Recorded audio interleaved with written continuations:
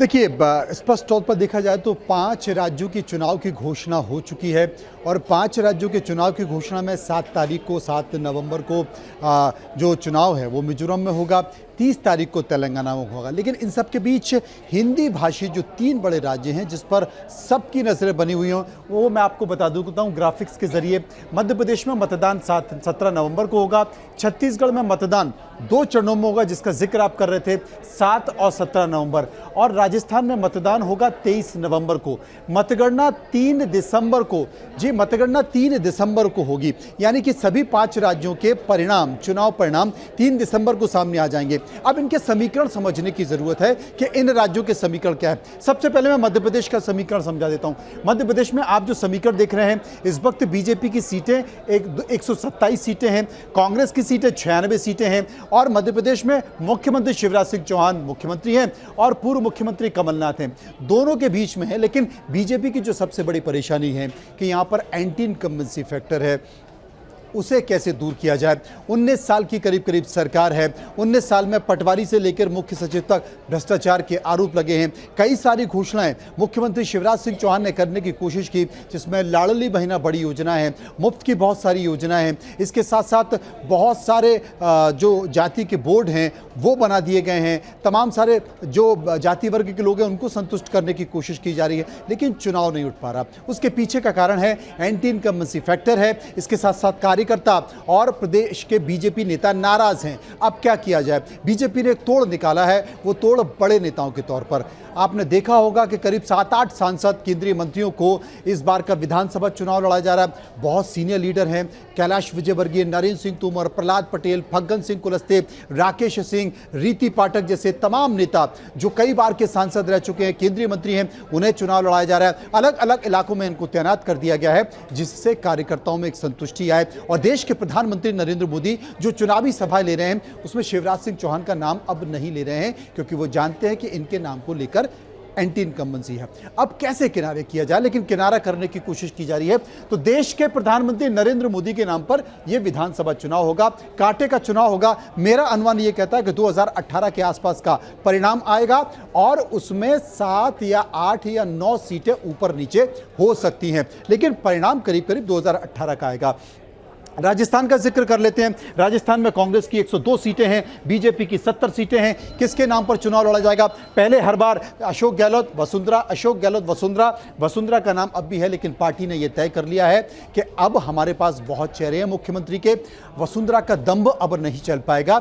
इसलिए आप देखिए, बीजेपी ने अब तक राजस्थान की सूची जारी नहीं की है, मध्य प्रदेश की कर दी है। 2 सूची मध्य प्रदेश की आ चुकी हैं, लेकिन बीजेपी की लिस्ट राजस्थान की नहीं आई है। उसमें भी कई सारे सांसद और केंद्रीय मंत्री होंगे। केंद्रीय मंत्री कौन होंगे? केंद्रीय मंत्री दीपेंद्र शेखावत, केंद्रीय मंत्री कैलाश चौधरी, केंद्रीय मंत्री अर्जुन राम मेघवाल, सांसद राज्यवर्धन राठौर, दिया कुमार, ये तमाम चेहरे आपको वहां भी नजर आएंगे।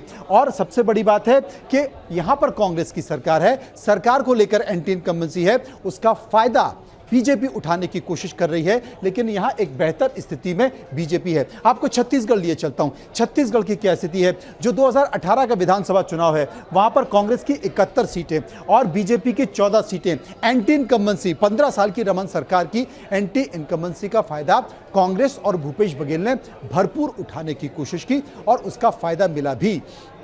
लेकिन जो फार्मूला मध्य प्रदेश में हो रहा है, जो फार्मूला राजस्थान में इस्तेमाल कर रही है बीजेपी, वही फार्मूला अब छत्तीसगढ़ में भी इस्तेमाल करने की कोशिश की जा रही है। यानी कि जो एंटी इनकम्बेंसी के तौर पर बड़े नेता रमन सिंह हैं, पार्टी उन्हें बहुत आगे नहीं कर रही है, साथ लेकर चल रही है, लेकिन उन्हें चेहरा बनाने की कोशिश नहीं की जा रही है। मुख्यमंत्री का चेहरा नहीं बनाया जा रहा, वो घोषणा नहीं की जा रही है। तमाम छोटे छोटे नए चेहरे, चाहे वो अरुण साहब हो या फिर गोमती साय हो या फिर चंदेल हो, तमाम ऐसे चेहरों को पार्टी आगे लाने की कोशिश कर रही है और ये संकेत देने की कोशिश कर रही है कि हमारे पास बहुत से चेहरे हैं, मुख्यमंत्री कोई भी बन सकता है। लिहाजा अब ये चुनाव भूपेश वर्सेस रमन सिंह नहीं है, क्योंकि पार्टी ऐसा मानती है, दिल्ली के नेता मानते हैं कि अगर ऐसा किया तो नुकसान हो सकता है। इसलिए यहां पर भी नरेंद्र मोदी आ गए हैं, यहां पर भी सेंट्रल लीडरशिप के भरोसे, यानी कि देश के प्रधानमंत्री नरेंद्र मोदी के भरोसे यह चुनाव होने जा रहा है। छत्तीसगढ़ में भी,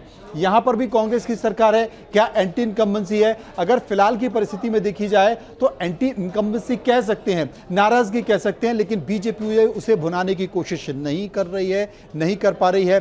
फिलहाल कांग्रेस यहां अच्छी स्थिति में है, 2018 के मुकाबले भी अच्छी स्थिति में। हो सकता है कि ये आंकड़ा आपके सामने बना हुआ हो, ये आंकड़ा ना आ पाए, लेकिन आप ये मान लीजिए कि यहां पर बीजेपी को अभी बहुत मेहनत करनी पड़ेगी, कार्यकर्ताओं में जोश डालना पड़ेगा, और यहां पर भी पार्टी 4 से 5 सांसदों को विधानसभा चुनाव लड़ाने जा रही है। तो अगर इन तीन राज्यों को, जो कि हिंदी भाषी राज्य हैं, आपको बता दें कि उत्तर प्रदेश के बाद बिहार, और बिहार के बाद अगर सबसे ज्यादा महत्वपूर्ण 2024 के लिए कोई राज्य है तो वो तीनों राज्य हैं। और इन तीनों राज्यों में हमने देश के प्रधानमंत्री नरेंद्र मोदी को चेहरा अगर लगाया है तो वो हमने इसलिए लगाया है कि नरेंद्र मोदी के नाम पर यह चुनाव होने जा रहा है, और नरेंद्र मोदी के नाम पर ही चुनाव होगा। सबसे बड़ा झटका यहां पर यह नजर आ रहा है कि मध्य प्रदेश के मुख्यमंत्री शिवराज सिंह चौहान को पार्टी धीरे धीरे एक संकेत भी दे रही है, और ये मैसेज भी दे रही है कि आप थोड़े पीछे चलिए, देश के प्रधानमंत्री नरेंद्र मोदी का चेहरा आगे आने दीजिए। क्योंकि अगर आपके सामने कमलनाथ और शिवराज सिंह चौहान के सामने अगर ये चुनाव होता है तो निश्चित तौर पर बीजेपी को बहुत बड़ा झटका लगेगा, और ये आंकड़ा बहुत बड़ा है। ये आंकड़ा यहां पहुंच सकता है, ये आंकड़ा यहां पहुंच सकता है, ये परिणाम नजर आ सकते हैं। इसलिए इस चेहरे को पीछे करने की कोशिश की जा रही है और नरेंद्र मोदी के चेहरे को आगे करने की कोशिश की जा रही है। सभाओं में भी इस बात का जिक्र साफ तौर पर दिखाई दे रहा है। तो कुल मिलाकर चुनाव आचार संहिता लग गई है। अफसरशाही ब्यूरोक्रेसी अब चैन से रह सकेगी, क्योंकि चुनावी दबाव उनके ऊपर नहीं रह सकेगा, वो सुकून से काम कर सकते हैं। हां, अब उम्मीदवारों की परेशानी बढ़ गई है। कांग्रेस ने अब तक अपने किसी भी राज्य में, छत्तीसगढ़, मध्य प्रदेश और राजस्थान में उम्मीदवारों की घोषणा नहीं की है। वो श्राद्ध पक्ष का इंतजार कर रही है, श्राद्ध पक्ष के बाद उनके नामों की घोषणा होगी। लेकिन बीजेपी भी अब तक इंतजार कर रही है, राजस्थान में किसी उम्मीदवार की घोषणा नहीं की है।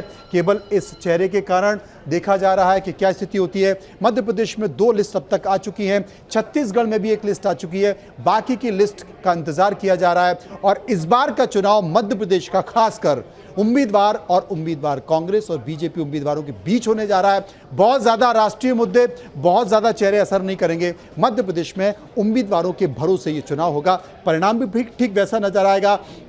लेकिन इस बीच एक संकेत है, बहुजन समाज पार्टी गोंडवाना पार्टी का गठबंधन हो चुका है।